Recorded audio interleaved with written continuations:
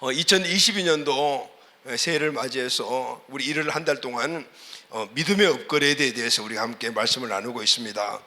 하나님께서는 우리에게 새날을 주시고 그 새날에 새 일을 행하십니다. 아멘.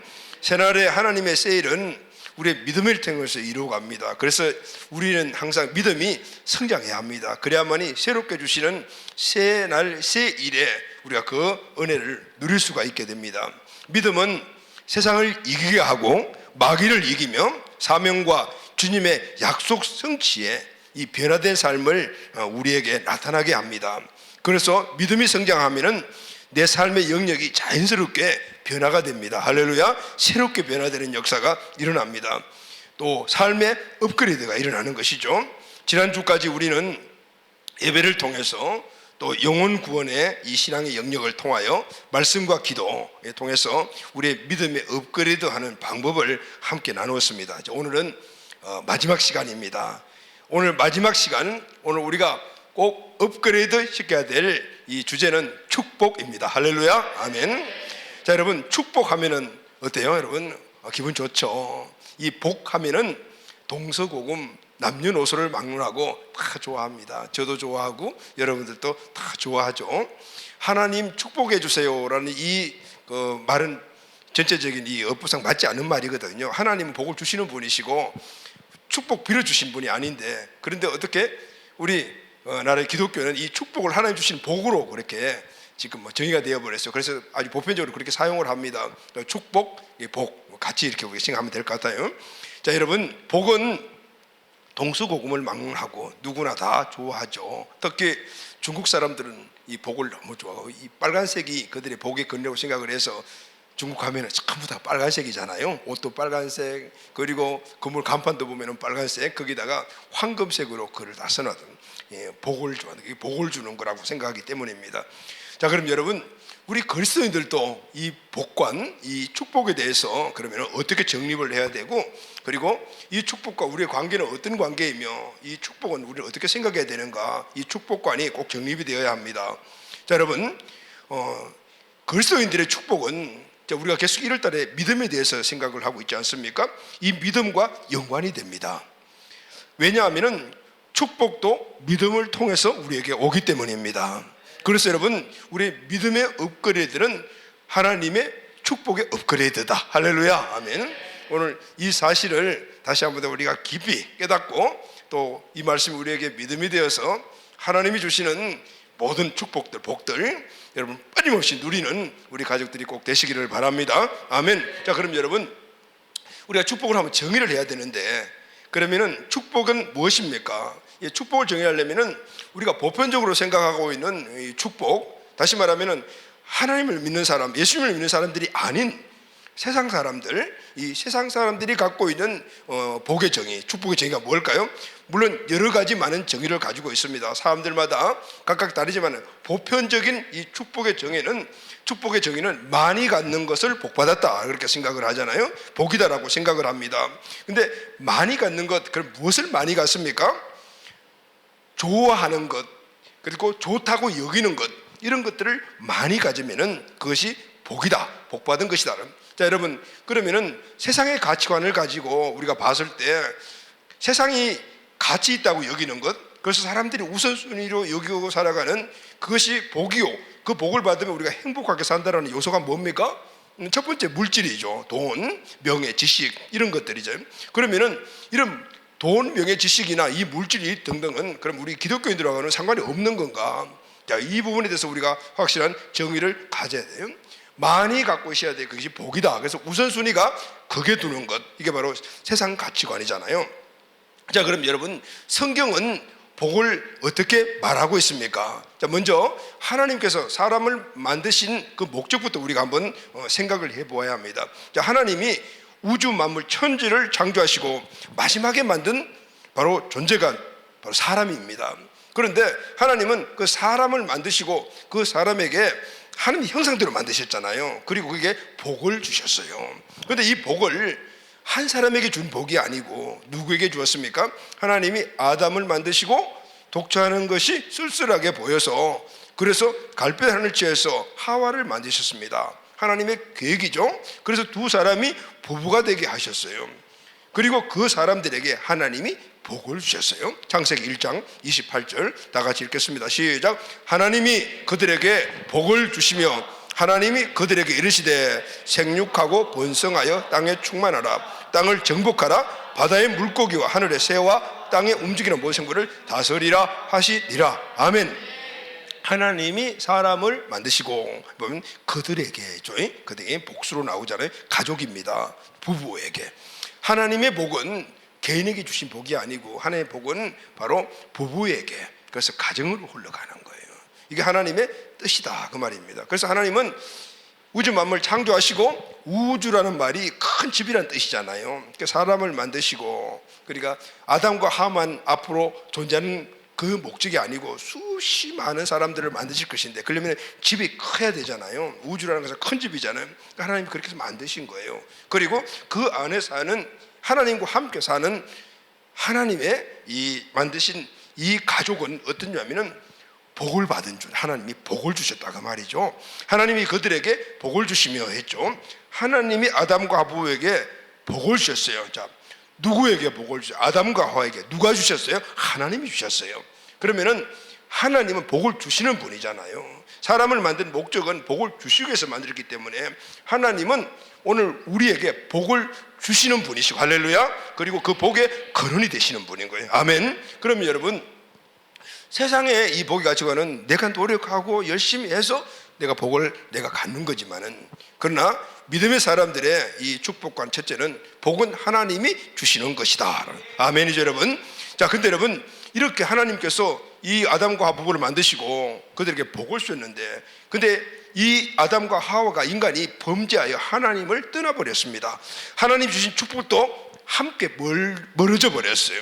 그런데 하나님은 원래 인간을 만드신 목적이 복 주시고 함께 하시는 것이 목적이기 때문에, 그래서 계속해서 하나님의 그 계획을 이루고 가셔요. 그래서 아담과 하와 이후에 죄에 관영한 인간들을 싹 홍수로 심판하시고 노아에게 축복을 주시는데, 동일하게 똑같은 복을 주셔요. 근데 노아에게 준 것이 아니고 노아 가족에게 주셔요. 할렐루야. 아멘. 그리고 그 이후에 노아의 후손들도 계속해서 바벨탑을 쌓고 계속해서 죄가 만연할 때, 이제 하나님은 한 사람을 선택을 하십니다. 그 사람이 바로 아브라함이잖아요.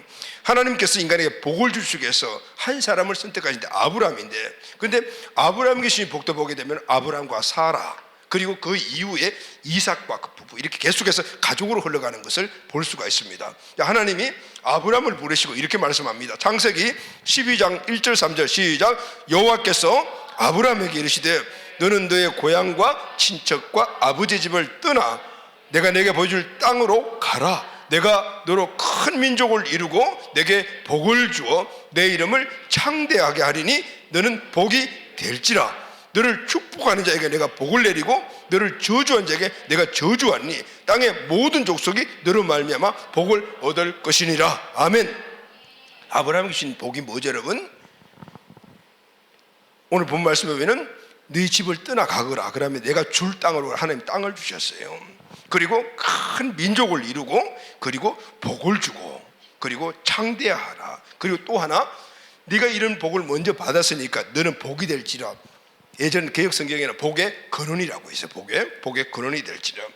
그래서 복의 근원이 되니까 네가 축복하는 자는 다 축복받고, 네가 저주하면 다 저주받는다. 너뿐만 아니고 너 후손들뿐만 아니라 너를 통해서 모든 세계 민족이 복을 받을 것이니라. 아멘. 이렇게 해야죠. 자, 여러분, 오늘 아브라함의 후손이 유대인입니다. 오늘 이 2000년대에 살아가고 있는 유대인들의 현실을 보면은 이 말씀이 그대로 이루어지고 있어요. 아브라함이 복의 근원은, 하나님이 복의 근원인데 하나님이 아브라함을 복의 근원으로 삼고, 그러면은 아브라함의 또 다른 별명이 하나 있지 않습니까? 그 별명이 뭐죠? 믿음의 선조. 그러니까 믿음과 하나님 주신 복은 관계가 있다 그 말이거든요. 오늘 하나님을 열심히 믿는 유대인들은 이 아브라함의 복을 그대로 누리고 있는 것을 볼 수가 있어요.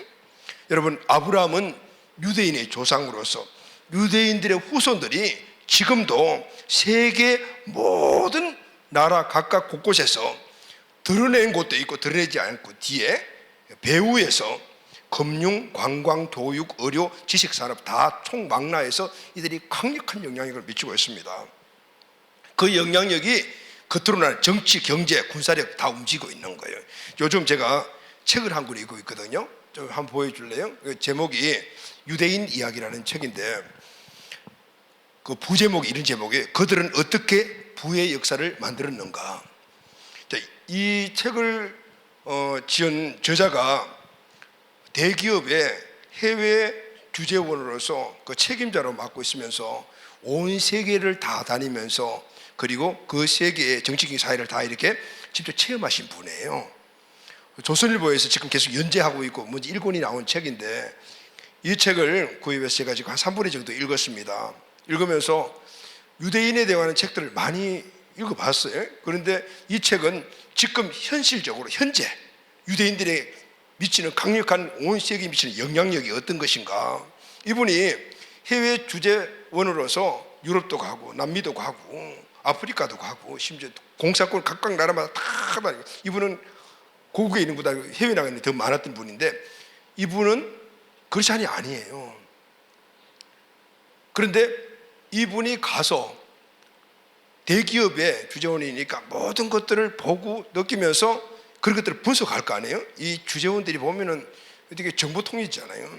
근데 이분이 처음 가서 느낀 게 뭐냐면은 겉으로 드러나는 정치계 사회 모든 면에 뒤에서 다 강력하게 영향력을 펼친 사람들이 다 보니까 유대인들이라는 거예요. 처음에는 유럽에 가서 본 유대인인데 또 다른 곳으로 옮겨서 남미 그리고 또 미국 그리고 또 캐나다 그리고 또 모든 나라들을 심지어 공산권까지 나가면 다 유대인들이 그 영향력을 미치고 있다는 것이죠. 그런데 그들이 미치는 영역들이 뭐냐면은 금융, 관광, 교육, 의료 이런 지식산업 새롭게 막 혁신적으로 이루고 하는데 다 이 사람들이 있더라는 것이죠. 그래서 이분이 야 유대인이 도대체 어떤 사람이지? 이렇게 해서 분석을 하고 여러 가지 공부도 하고 해서 그리고 지금 책을 내고 연재를 하고 있는 거예요. 세계의 모든 것들을 겉으로 드러나는 걸 움직이는 것은 유대인들의 부다라는 걸 결론해야 돼. 여기 보면은 이 책을 여러분 이번 저도 설 연휴에 마지막 다 읽으려고 생각을 하거든요. 여러분들도 책 사서 한번 읽어보면 좋을 것 같아요. 보면은 이 책을 읽을 때 사람들이 생각할 때는 거기 나오는 모든 원리들이 유대인의 특별한 민족이라 생각하지만은 오늘 우리가 함께 나누는 이 말씀과 연결하면은 이들이 아브라함의 후손인 거예요. 할렐루야. 아브라함의 후손으로서 이미 성경에 약속한 그 모든 복들을 다 누리고 있는 거예요. 오늘 이들은 학교 교육을 그렇게 크게 중요시하지 않아요. 그 교육은 전부 다 가정에서 이루어지는 거죠. 그러니까 축복은 어디서 이루어지죠, 여러분? 가정에서 이루어지는 거예요. 이들이 세상에 나가서 그냥 확 일치는 거예요. 아브라함의 복이 어떤 거예요? 개인이 복을 받고 가정이 복을 받고 가문이 복을 받으면은 그 가문의 영향력이 민족과 일방으로 흘러가는 거죠. 이게 아브라함의 복인데 그 복이 지금 이루어지고 하고 있는 거예요. 그들이 지금 수천 년 동안 2차 세계대전 때 유대인들이 600만이 학살됐잖아요. 아예 정말 유대인이라는 이 종족 자체가 지구상에서 없어져야 되는데 지금도 건재하고 있거든요. 강원도 크기만 한 나라가 온 세계를 진짜 알고 보면 움직이고 있는 거예요. 그들이 움직이는 걸까요? 그들이 하나님의 말씀을 새겨주고 그 말씀을 어릴 때부터 읽고 묵상해서 마음속에 외워버려요. 보석에서 외워버려야 돼요. 그게 가정에서 밥상 앞에서 다 부모들의 신앙 계속해서 전수됨으로 말미암아 그것을 지금도 온 세계 영향력으로 펼치고 있는 걸 볼 수가 있어요. 그래서 저는 우리 앞으로 대안학교를 통해서 이런 인재들이 일어나야 된다고 생각을 해요. 그래야만이 그 축복들이 그냥 올곧게 계속 천대까지 약속하신 그 복들을 이루어갈 수가 있거든요. 할렐루야, 아멘.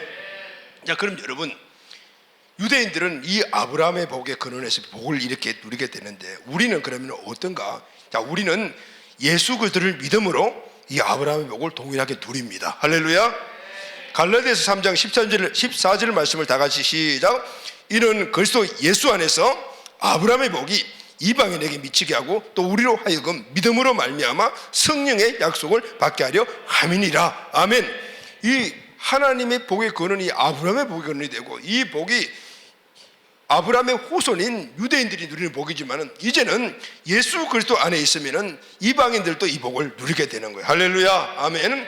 이제 예수 그리스도를 믿으면 아브라함처럼 우리도 복의 근원이 되는 것입니다. 왜냐하면 복의 근원이신 하나님, 살아계신 하나님의 아들 예수님, 그분이 내 중심이 되셨기 때문에, 할렐루야. 우리는 부활의 증거를 통해서 예수님을 하나님의 아들, 살아계신 하나님의 아들로 믿고 나의 주인으로 마음속에 중심에 모으셨습니다. 그리고 그분과 함께 살아가니 그분이 복의 근원이시니 그분을 마음속에 모시고 살아가는 우리 여러분들은 당연히 복의 근원인 거예요. 할렐루야, 아멘. 그래서 여러분, 오늘 우리는 이 복의 근원임을 믿고, 그리고 이 주어진 복들을 우리가 어떻게 하면 누리느냐, 실제적으로 우리 삶과 누리는 이 방법을 알고, 그리고 그것을 실천하게 되면은 우리도 동일하게 이 은혜의 축복을 누리게 되는 겁니다. 할렐루야, 아멘이죠 여러분. 그러면 여러분, 예수님을 믿으면은 우리 성경 전체를 쭉 이렇게 종합해 보면은 우리는 영육의 복을 받습니다. 첫 번째, 영적인 복은 죄에서 구원을 받고 하나님의 자녀가 됩니다. 아멘. 두 번째는 하나님의 자녀가 됐다는 것은 중심이 예수님이시잖아요. 예수님이 내 마음을 통치하시면 그때부터 우리 마음 안에는 의와 평강과 희락이 이루어집니다. 다시 말하면 평안과 기쁨이 내 마음을 장악하고 기쁨이 넘치는 삶을, 우리 마음 안에는 생각, 이것이 우리 인생의 삶을 끌고 가잖아요. 그러니까 하나님이 예수 그리스도가, 하나님의 아들 예수 그리스도가 내 중심이 되면은 그때 우리는 그분을 의지하고 살아가고 믿고 나가게 되면은 항상 평화와 기쁨 속에 살아갈 수가 있어요. 이게 바로 영적으로 주신 축복이에요. 세 번째는 우리 육체가 건강을 누립니다. 여러분, 마음이 평안하고 기쁘면은 우리 육신도 당연히 건강하죠. 요즘 현대인들의 이 현대인병은 결국은 80% 90%가 스트레스 때문에 받는 거죠. 마음이 평안하지 못해요. 네 번째는 물질과 환경의 복을 누리게 됩니다. 할렐루야. 자, 이렇게 영육의 복은 누구 안에서? 예수님 안에서 아브라함의 복으로 우리가 누리게 되는 건, 사도 요한은 이 모든 축복을 사랑하는 성도들에게 간절하게 임하기 위해 이렇게 간구를 합니다. 요한 3서 2절입니다. 다 같이 시작. 사랑하는 자여, 내 영혼이 잘됨 같이 내가 범사에 잘되고 강건하기를 내가 간구하노라. 아멘. 그럼 여러분, 하나님께서는 모든 사람이 구원받고 마음에 평강이 넘치며 건강하고 이 땅 물질의 부요함과 존귀한 영향력자가 되어 우리가 세워지는 것을 원하시는 거예요. 할렐루야, 아멘. 그렇게 하기 위하여 우리 그 복을 이미 주신 거예요. 그리고 이 축복을 우리 모두가 누리고 땅끝까지 전하기를 원하시는 겁니다. 할렐루야. 우리가 이 축복을 누리고 이 사명을 감당해 나갈 때 온 땅에 누가 영광을 받으십니까? 하나님이 영광을 받으십니다. 오늘 우리 축복의 근거는 하나님의 영광입니다. 할렐루야. 그 축복을 받는 방법은 믿음이라 그 말인 거죠.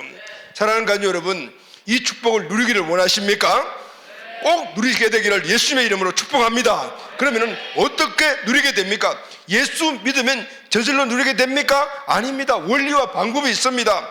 알고 믿고 실천해야 합니다. 할렐루야.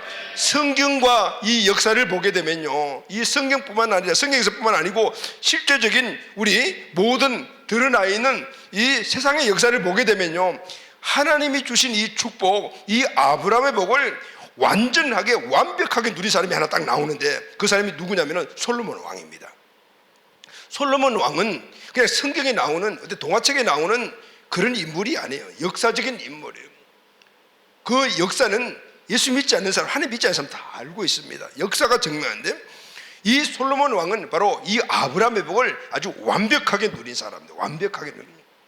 그리고 이를 통해서 모든 세계 나라들에게 하나님은 왕이시다, 우리 인생에 복을 주시는 분이시다, 그분이 복의 근원이시다, 그분을 믿고 의지하고 나가면 이게 복을 받는다라는 것을 알리는 메신저가 바로 솔로몬 왕이에요.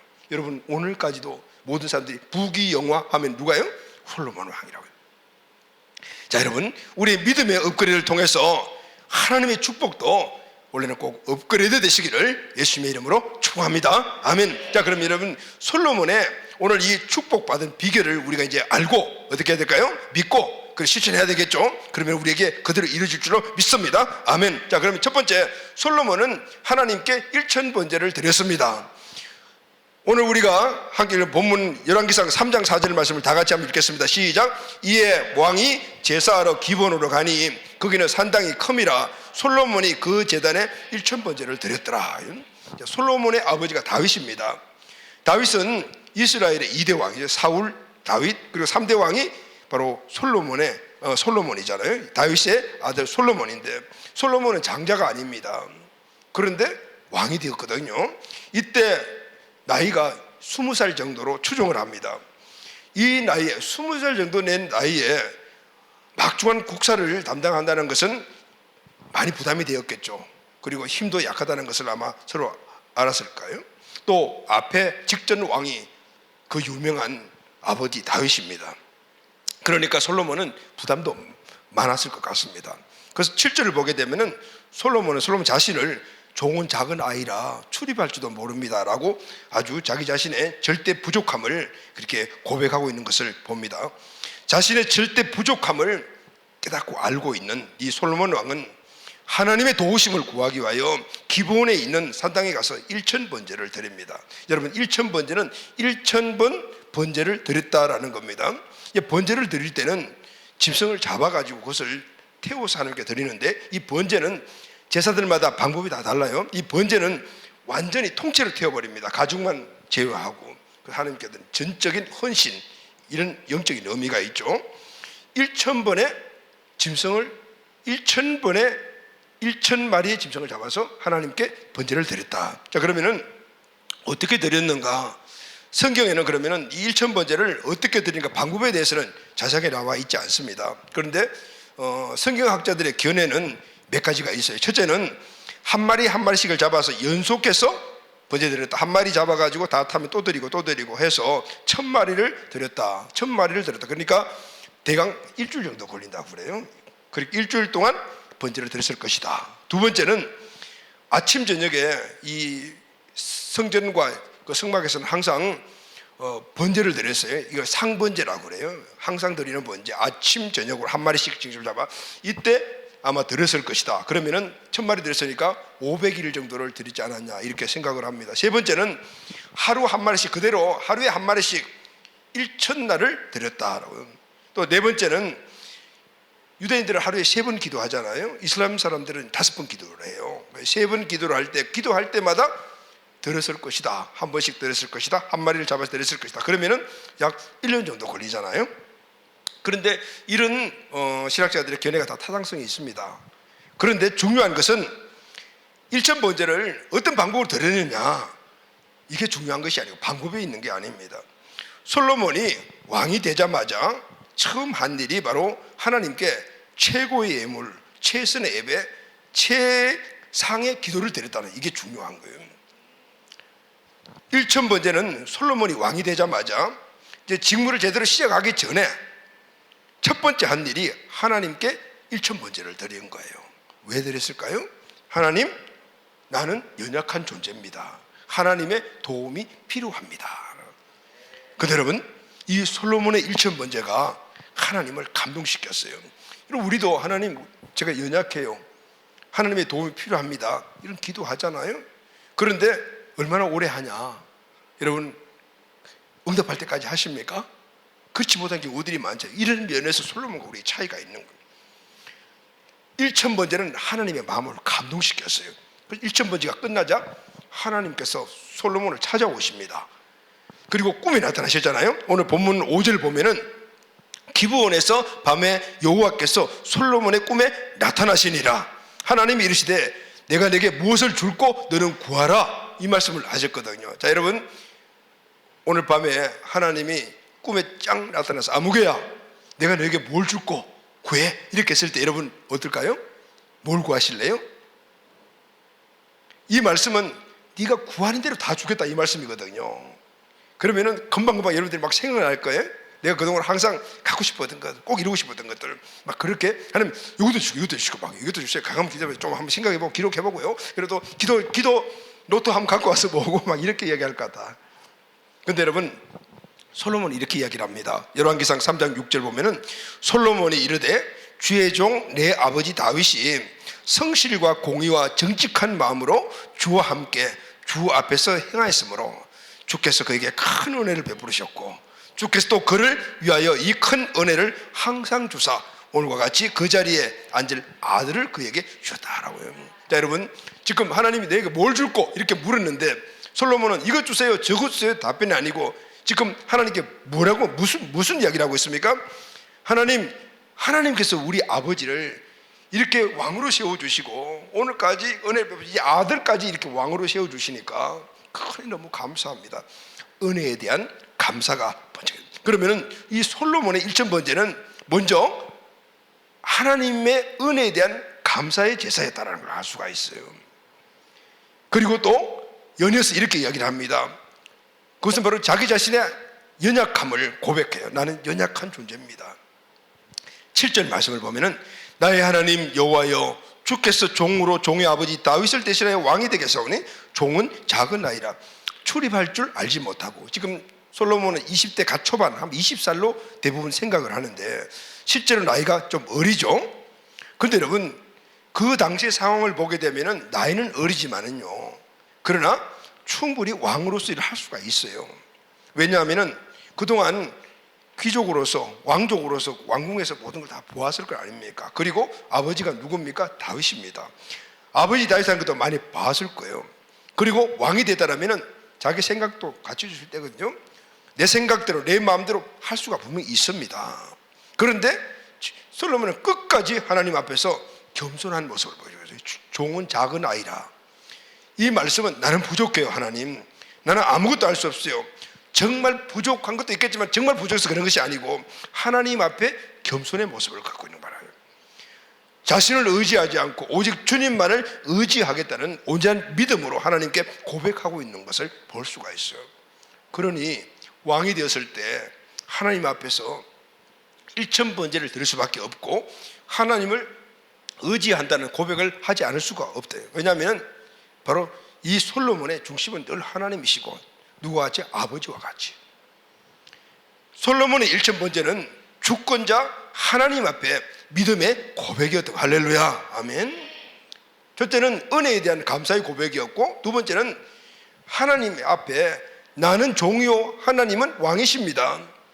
다윗도 솔로몬도 전부 다 왕입니다. 그런데 나는 왕이 아니고 하나님의 종이고 하나님 진짜 왕입니다라는 이 하나님의 주권, 하나님 주권 의식의 주권, 바로 그 믿음의 사람이었고 그 믿음의 고백이 하나님께 올려드린 1천 번제예요. 그리고 비로소 하나님이 내게 무엇을 줄고 너는 구하라라는 이 하나님의 말씀에 솔로몬은 이제 자기의 필요한 것들을 구합니다. 열왕기상 오늘 보면 3장 8절 9절에서 뭘 구하죠? 다 같이 우리 한번 읽어볼까요? 시작. 주께서 택하신 백성 가운데 있나이다.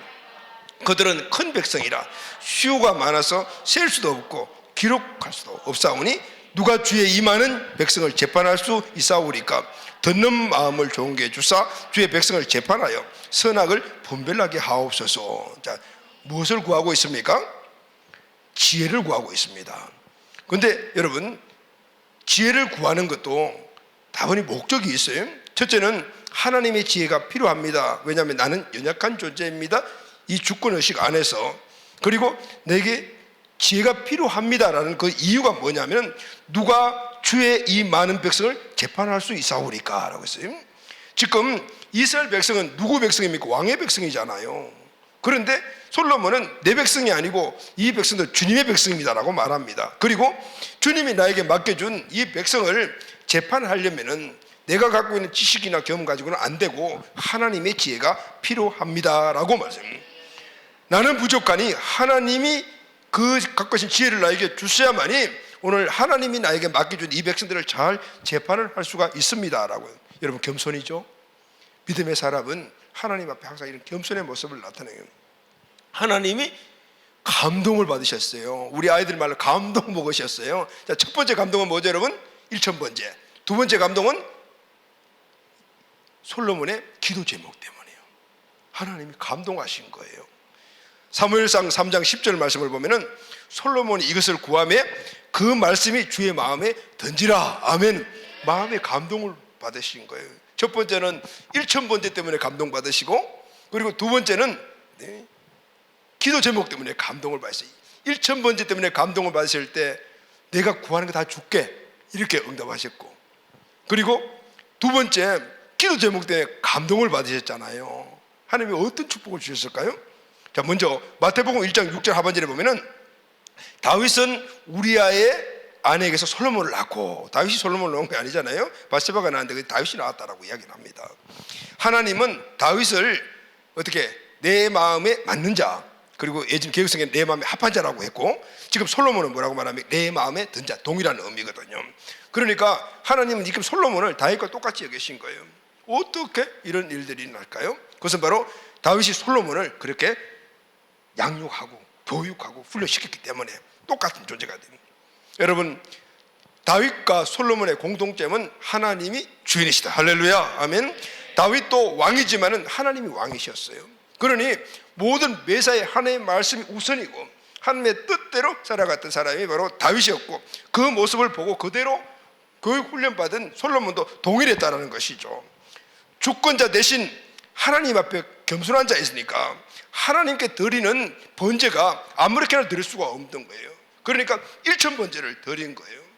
최고의 예물, 최상 최선을 다해서 예배를 드렸다가 말이에요. 그러니까 요즘 우리말로 하면은 예배 드리고 우리가 하나님께 기도할 때 최고로 최상으로 최선을 다해서 하나님께 예배 드리고 기도했다고. 할렐루야, 아멘. 하나님 감동하시죠. 당연히 하나님 감동 먹으신 거죠. 사랑하는 가족 여러분, 오늘 우리의 기도 제목이 어떤 기도 제목입니까? 하나님께 매일 드리는 기도 제목이 어떠냐? 여러분, 우리 1천번째 그 단계 기도 제목이 어떤 기도 제목입니까? 하나님이 감동하시는 기도 제목. 할렐루야, 아멘. 그 기도 제목에 대한, 오늘 우리가 하나님께 예배하고 기도하고 그렇게 나아갈 때 최고로 최상으로 최선을 다하여 여러분 예배하고 기도해야 합니다. 이것이 바로 하나님을 감동시키는 거거든요. 일천번제는 바로 최고 최상 최선을 다한 바로 이 솔로몬의 하나님께 대한 믿음의 고백이었던 겁니다. 일천번제라는 숫자가 중요한 것이 아니라 바로 거기에 담겨진 그 마음의 내면에는 그 믿음이 어떤 믿냐면은 하나님께 최선을 다하고 최고로 모든 것들을 다 드리는 그 기도, 그 제사, 그 예배였다라는 하나님 감동 보고 있잖아요. 그래서 하나님께서 이제 본격적으로 솔로몬에게 축복을 하십니다. 이 축복은 바로 아담과 하와에게 축복이고, 그리고 아브라함에게 약속하신 바로 복의 근원이 되고 그것을 누리며 그것을 흘려보내는 축복. 그래서 하나님이 영광을 받으신 이 축복이 솔로몬에게 본격적으로 이루어지죠. 자, 하나님께서 솔로몬에게 복을 내려 주셨습니다. 하나님께서 지혜를 구한 솔로몬에게 이렇게 말씀하시죠. 그 기도 제목이 하나님이 너무 마음에 드시던 거예요.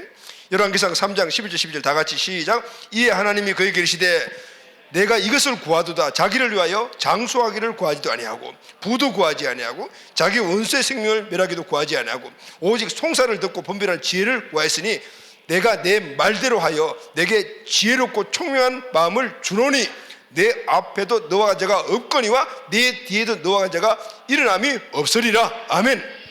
하나님께서는 솔로몬의 이 일천번제와 함께 기도의 내용에 대해서 감격하시죠. 그가 구한 지혜를 주셨어요. 할렐루야, 아멘.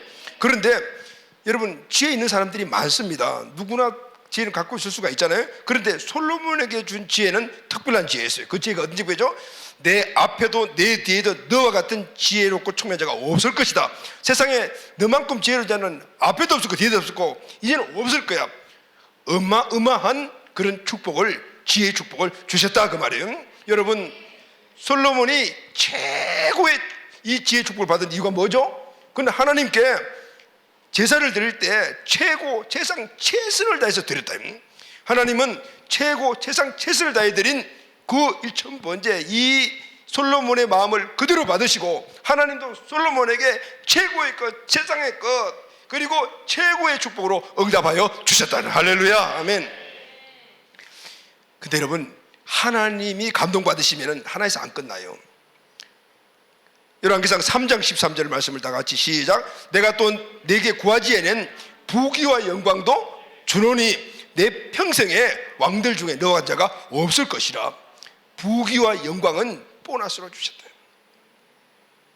그런데 이 부귀와 영광, 여러분, 부귀와 영광을 누리는 사람들이 많이 있습니다. 그런데 솔로몬이 누리는 이 부귀와 영광은 세상에 어떤 사람도 누리지 못하는 부귀와 영광인데 내 평생의 왕들 중에 너처럼 부귀와 영광을 누린 자가 없을 것이다. 할렐루야, 아멘. 최고의 지혜, 최고의 부귀 영광을 하나님께서 솔로몬에게 주셨어요. 또 있어요. 14절 말씀을 보면, 3장 14절 말씀을 보면은 내가 만일 내 아버지 다윗이 행함같이 내 길로 행하며 내 법도와 명령을 지키면 내가 또 내 날을 길게 하리라. 장수의 축복을 약속합니다. 여러분, 사람들은 장수하기를 원하잖아요. 우리도 마찬가지. 오래오래 살고 싶다. 오래오래 사셔야죠. 그런데 여러분, 이 장수의 축복은 그냥 사는 것들은 축복이 아니죠. 어떻게? 솔로몬과 같이 영적으로 구원받고 부귀 영광을 누리며 오래오래 건강하게 살아야만이, 그것이 바로 축복이잖아요. 요한삼서 3절에 사도 요한이 말한 거예요. 영혼이 잘 되고 범사가 잘 되며 강건의 축복이다. 이것이 바로 하나님이 주시는 축복의 세트예요. 할렐루야, 아멘. 우리가 오래오래 살지만은 곰피밤으로 오래 살면 그게 무슨 축복이었어요. 우리가 부귀 영광이 있지만은 몸이 아파서 건강하지 못해 살면은 그게 무슨 축복이 되겠습니까? 하나님은 완전한 세트로 우리에게 축복을 약속하신 거예요. 그런데 여러분, 여기에 단서가 하나 붙습니다. 다윗의 행함같이 내 길로 행하며 내 법도와 명령을 지키면 이라는 말입니다. 복은 하나님에서 오는 것이고 그것은 바로 하나님의 나와의 믿음의 통로에서 오는 것이기 때문에 만약에 우상을 숭배하고 내 법도와 명령을 지키지 않으면 이 축복의 통로가 끊어질 때 이 축복은 없어지는 것이다 라고 말해요. 자, 여러분, 하나님은 이렇게 솔로몬의 1000번제와 그 기도의 내용에 감동을 다시고 그리고 그에게 축복을 하셨잖아요. 지혜를 주고 부귀 영광과 장수의 축복을 약속을 하시죠. 하나님이 주시는 축복은 거기서 끝나는 것이 아니에요. 말로만 끝나는 것이 아니에요. 공수표 남발하신 분이 아니에요. 하나님의 축복은 실제입니다. 할렐루야. 솔로몬이 주신 지혜가 바로 드러나요. 오늘 우리가 본문 15절까지 읽었는데 16절 말씀을 보면은 16절부터 28절까지 말씀을 보게 되면은 유명한 솔로몬의 재판이라고 나오잖아요. 두 여인이 한 아이를 서로 자기 아들이라고 우깁니다. 싸웁니다. 솔로몬이 칼 갖고 와라. 아이를 반은 나눠. 반씩 나누라. 그렇게 했을 때 한 여인은 그렇게 하자라고 했고 한 여인은 안 됩니다. 저희는 그냥 주십시오라고 했거든요. 누가 진짜 어머니인가? 죽이지 말라고 했더니 이런 재판은, 이 재판은 오늘 우리 성경뿐만 아니라 온 세계 사람 다 알고 있는지, 그 결과가 어떻게 된지 아십니까? 하나님이 지혜를 주겠다라고 해서 그 지혜를 받은 솔로몬의 이 재판을 통해서 어떤 일들이 앞으로 일어났냐면은 열왕기상 3장 28절에 보면은 온 이스라엘이 왕의 심리하여 판결함을 듣고 왕을 두려워했으니 이는 하나님의 지혜가 그의 속에 판결함을 범이더라. 온 백성들이 두려워했어요. 이때는 남북이 아직까지도 완전히 하나가 되지 않은 시대에 이때 솔로몬이 왕이 되니까 북쪽에서 좀 덜썩덜썩 했어요. 그런데 이 재판을 보고 모든 관리들이 다 두려워했다. 아, 솔로몬이 하나님이 함께 하시는구나. 그 재판을 보고 그 지혜로운 판단을 보고 그래서 온 나라가 굳건하게 서게 되었습니다. 이 솔로몬 이 지혜 첫 번째 사건을 통해서 솔로몬의 지혜가 온 이스라엘뿐만 아니라 세계 모든 열방에 소문나기 시작했습니다. 그러니 그 지혜 때문에 부와 기가 따라와서 할렐루야 아멘. 하나님 주신 지혜를 통해서 부귀 영광이 따라왔다가 말이에요. 여러분, 부귀 영광이 우리가 원해서 우리가 노력해서 얻어지는 것이 아니고 하나님 주신 지혜를 통해서 이루어지는 거예요. 유대인들의 책을 보면 그것이 그대로 정신이 나타나는 거예요. 이들은 성경 말씀의 모든 것을 입각해서 그들은 부를 이루는 것이 그들의 사명으로 여기는 거예요. 그러니까 그것이 그대로 이루어지면서 하나님의 말씀 따라서 성경의 지혜를 갖게 되니까 부귀 영광이 따라오는 그런 역사가 일어나는 거예요. 유대인들인데 솔로몬에게도 그대로 지금 일어나고 있는 걸 보여주잖아요. 열왕기상 4장을 보게 되면은 솔로몬의 부귀 영광이 어떤 것인가 나오는데 제가 일주일 동안 이 말씀을 묵상을 하면서 많은 부분에서 알고 있었지만 좀 깊이 묵상을 하니까 솔로몬이 누렸던 이 부귀 영광은 아이들 말로 장난이 아니구나, 말로 형용할 수 없는 거구나. 그런데 솔로몬이 누린 것이기 때문에 우리도 누릴 수가 있다. 그러면은 왜 누려야 돼? 하나님 영광을 위하여. 여러분, 세상은 지금 물질, 지식 이런 것들이 완전 우상이잖아요. 이런데 우리 기독교인들이 거기서 미미한 영향력을 미치지, 그러니까 영향을 미치지 못하고 미미하다가, 그러니까 세상을 압도하지 못하는 거예요. 여러분, 그래서 부귀의 영광이 한신 축복으로 솔로몬의 영광이 우리에게 드러나야 되겠구나. 할렐루야. 그래야만이 세상을 압도하고 거기에 하나님이 살아계신다, 하나님이 역사의 주관자라는 사실을 우리 통해 드러나야 돼요. 솔로몬이 그 일을 했거든요. 이게 보면요, 솔로몬이 지혜롭게 정치를 하니까 충성스러운 관리들을 세웠잖아요. 그러니까 백성들이, 태백성들을 누리니까 백성들이 결혼해서 아이들을 많이 낳기 시작을 한 거예요. 백성의 숫자가 바다의 모래알 같더라고요. 오늘 이걸 보면서 왜 요즘 우리 젊은이들이 결혼을 안 하려고 하냐? 먹고 살기 힘들거든요. 그러니까 결혼 포기, 이런 일들이 일어나고 생각을 하잖아요. 그런데 먹고 살기 쉽고 지도 잘 되고 그러면은 많이들 좀 애기들도 많이 갖게 되죠. 솔로몬 시대 때는 백성이 태백성들을 누리니까 백성의 숫자가 바다의 모래 같더라고요. 주변 나라들이 솔로몬의 조공을 바치고, 솔로몬 왕궁의 하루 소비되는 밀가루 양이 약 20kg였는데 12,700kg의 빵을 만들 수가 있대요. 그러면 14,000명이 먹는다는 거예요. 그러니까 솔로몬의 왕궁에서 하루 밥 먹는 사람들이 14,000명인데, 근데 성경을 보게 되면은 고기는 이 사람들이 하루에 한 건씩 먹었대. 거기 있는 내용들을 지금 보면은 어마어마하잖아요. 이때가 언제예요? 그때죠. 지금부터 수천 년 전인데. 29절에 보면은 이렇게 하나님의 말씀을 따라서 순종하고 살아가는 솔로몬에게 하나님이 더 축복해 주셔요. 하나님이 솔로몬에게 지혜와 총명을 심히 많이 주시고 또 넓은 마음을 바다에 물 같게 하시니, 복의 복이라는 말이 바로 여기서 나와요. 그러니까 열왕기상 4장 30절에 보면은 사람들이 솔로몬의 지혜를 들으러 왔으니 이는 그의 지혜의 소문을 들은 천하 모든 왕들이 보낸 자들아 막강한 영향력자가 되었다라는. 자, 여러분, 하나님이 솔로몬에게 감동 받으셨잖아요. 첫째는 1,000번째, 두 번째는 기도 제목. 근데 또 감동받은 사건이 또 하나가 더 나와요. 열왕기상 5장 6장에 보게 되면 솔로몬이 성전을 건축한 내용이 나옵니다. 왕국의 기반이 세워지자 바로 솔로몬이 한 일은 왕궁을 건축하는 것이 아니고 하나님의 성전을 건축해요. 이 당시는 왕궁이 그 나라의 강성함을 이렇게 보여주는 것이기 때문에 왕궁을 어마어마하게 크게 짓잖아요. 그런데 왕궁은 사실 미루고 먼저 하나님 성전을 건축합니다. 하나님이 우선순위라는 사실을 아버지 다윗과 똑같죠. 그런데 7년 동안 성전 공사를 합니다. 최상의 재료를 가지고 최선을 다해서 하나님의 전을 건축해요. 열왕기상 6장 21절 22절 보면은 솔로몬이 정금으로 외소 안에 입히고 내소 앞에 금사슬을 건너지르고 내소를 금으로 입히고 온 성전을 금으로 입히기를 마치고 내소에 속한 제단의 전부를 금으로 입히더라. 금으로 완전 치장을 한 거예요. 그런데 몇 년이면 7년이 걸렸어요. 성전이 규모가 어느 정도 될까요? 어마어마하게 큰 성전이 아니에요. 성경에 나와 있는 이 성전의 규모를 보게 되면은 길이가 27m, 이 너비가 9m, 높이가 14m. 그러니까 이 평수는, 이 바닥 평수는 약 80평 정도밖에 되지 않아요. 그리고 높이가 14m니까 4층 크기, 실제 이 성전은 3층이라고 했는데 지금으로 따지면 한 4층 크기? 그러면 여러분 쉽게 잘 감이 안 오죠. 우리 교회보다도 조금 큰가? 이 정도만 생각하면 되네요. 근데 이 성전을 건축하는데 7년이 걸렸어요. 어떻게 했을까요? 최고의 것으로, 최상으로, 최선을 다해서 성전을 건축했다. 할렐루야, 아멘.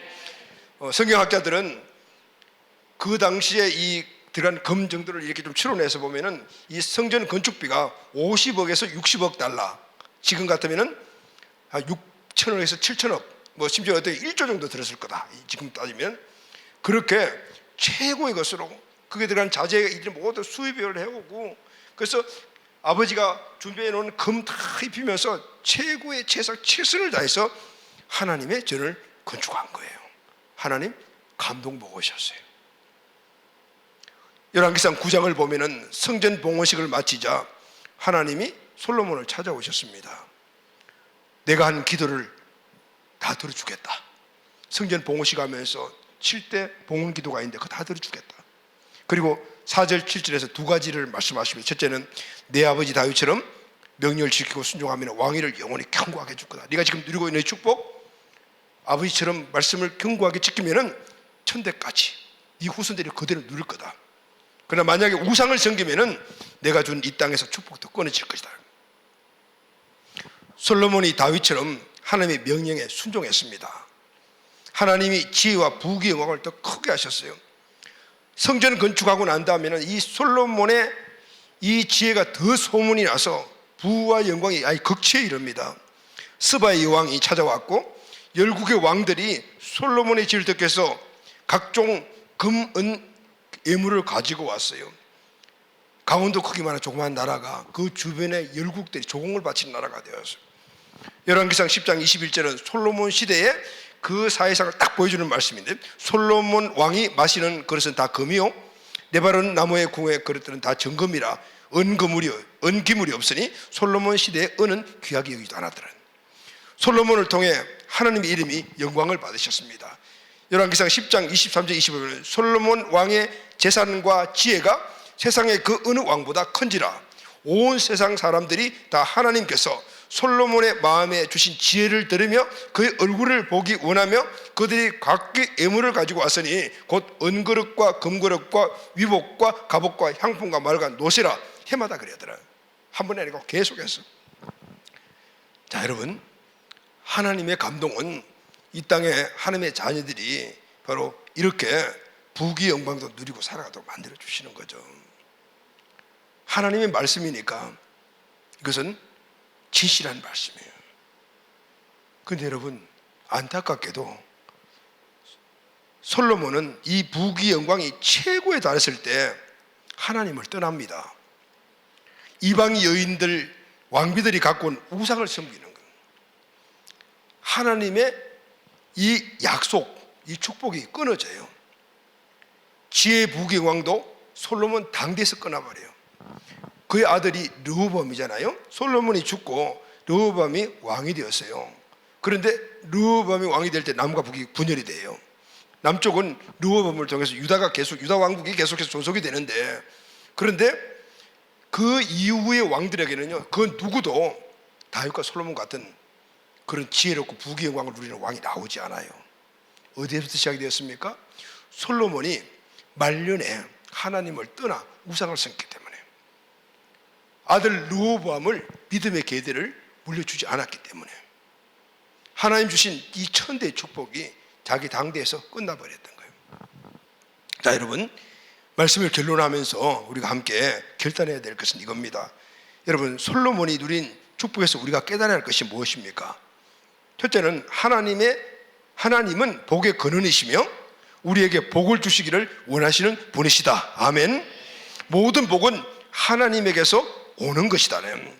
영적 복이든 육적 복이든 복을 주시는 분은 하나님이시다. 여러분, 이 사실이 우리에게 마음 중심에 확실한 믿음이 돼야 돼요. 구원의 복, 평강의 복, 건강의 복, 솔로몬이 받은 지혜와 부귀 영광 복 다 하나님이 주신다. 아멘. 근데 여러분, 왜 복을 주시는가? 그것은 하나님이 영광을 받으시기 위함이에요.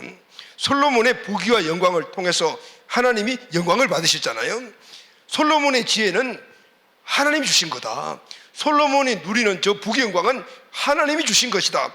하나님은 지혜를 주시고 우리에게 부귀 영광을 주시는 우리의 주권자시다. 솔로몬을 통해서 알게 되었어요. 지금도 그 사실들이 우리에게 계속해서 알려지고 있잖아요. 이것이 바로 하나님의 뜻이었거든요. 그래서 여러분, 오늘 우리도 하나님께 드리는 간절한 기도 제목을 담을 때 우리는 항상 생각해야 될 것이 바로 이겁니다. 내가 원하는 그런 복 이전에, 그렇다고 해서 여러분, 우리가 재물의 복, 육신의 복, 이런 복들이 지금 하나님이 우리에게 안 주시다는 게 아니잖아요. 그걸 구하면 잘못됐다고 얘기하는 거지 않아요. 그게 제일 주신 복이잖아요. 우리의 간절한 그 기도 제목도 바로 여기에, 복 이전에 하나님의 영광을 위한 기도 제목이 되어야 된다. 할렐루야. 아멘. 1000번째 기도 제목도 제가 일일이 다 읽습니다. 보면 너무 감사한 일들이 많아요. 우리 청년들이 1000번째 기도 제목이 다 배우자 기도 제목들이 많이 있거든요.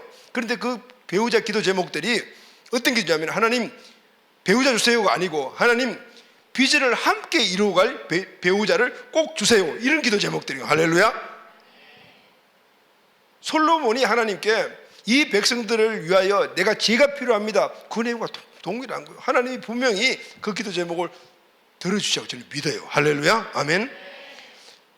은혜에 대한 감사가 먼저 따랐고, 그리고 하나님이 가장 기뻐하시는 기도 제목을 올려줄 때 하나님이 감동하셨다. 여러분, 솔로몬은 하나님을 감동시켰습니다. 언제죠? 1000번제를 드릴 때, 하나님의 백성을 위해 지혜를 구할 때, 그리고 성전을 건축했을 때였어요. 1000번제는 하나님의 기도 응답에 축복이 이루어졌고, 하나님의 마음에 맞는 곳을 때 하나님께서는 보너스로 부귀 영광도 거기가 허락해 주셨어요. 성전을 건축했을 때는 영원히 이 복을 네가 계속 자손 후대가 누릴 것이다라고 약속을 했어요. 그런데 하나님이 이 세 가지를 통해서 받은 감동, 이 감동받은 그 원래의 그 원인, 공통점이 뭐냐면은 하나님 앞에 겸손이며, 하나님의 절대적인 주권적인 믿음이며, 하나님이 주인 되심을 온전히 인정하고 순종하는 믿음의 고백이었다는 거. 할렐루야, 아멘. 1000번제가 중요한 것이 아니고, 성전이 중요한 것이 아니고, 바로 그것을 이루기 위해서 나아가는 그 중심이 하나님 절대 주권, 하나님의 왕되심, 하나님 인생의 주권자, 나의 주인, 이 믿음이 있어요. 그 믿음의 결과로 나타나는 것이 바로 1000번제요, 최선과 최상과 최선을 다한 최고의 것을 하나님께 드린 것으로 나타난 것이 1000번제고 아름다운 성전을 건축하는 것이죠. 할렐루야, 아멘. 솔로몬처럼 간절한 마음으로 간절한 기도 제목을 담아 1000번제를 준비하고 1000번 예배하고 여러분 기도하시기 바랍니다. 아멘.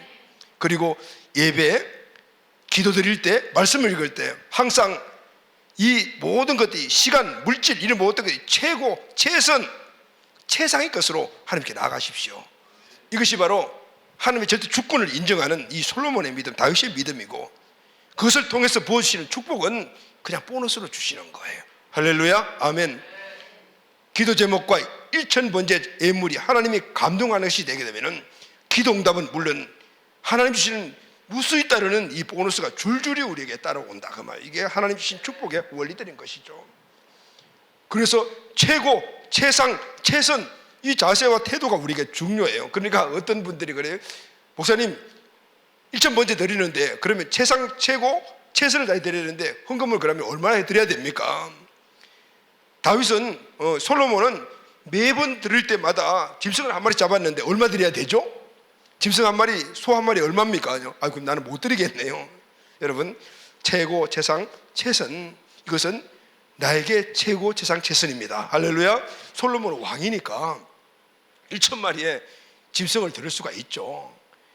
우리에게 있어서 갖고 있는 최고, 최상, 최선, 시간, 물질, 하나님이 그걸 우리 중심으로 보시는 거예요. 그냥 하나님 애따 여기 있습니다, 이게 아니고 정말 내가 갖고 있는 시간과 물질과 모든 영역에서 최상, 최고, 최선을 드리는 것, 하나님이 감동받으시는 거예요. 그래서 기도 응답하시고 오늘 우리의 기도 제목이 주의 영광을 드러내는 기도 제목이 될 때 또 감동받으시고, 성전 건축과 같이 모든 일들에 최선을 다할 때 감동받으시고, 하나님 우리에게 주시는 이 솔로몬의 축복들이 우리에게 놀라운 축복으로 임하게 되는 것입니다. 사랑하는 여러분, 우리의 축복의 레벨이 어느 정도입니까? 오늘 이 말씀으로 기준이 되어서 여러분 우리의 축복과 우리의 축복을 받는 우리의 모든 믿음의 삶의 레벨을 점검하시기를 바랍니다. 원래는 믿음의 레벨업, 할렐루야, 아멘. 축복의 레벨업, 할렐루야. 그래서 우리 공동체 교회에 이 축복받은 자들을 통해서 온 세상에 물질 이런 것들이 지금 만몬 우상이 되어 있을 때 하나님의 자녀의 물질이 그들을 압도하고 그들을 이끌어가는 그런 복의 근원이 꼭 되기를 예수님의 이름으로 축복합니다. 아멘.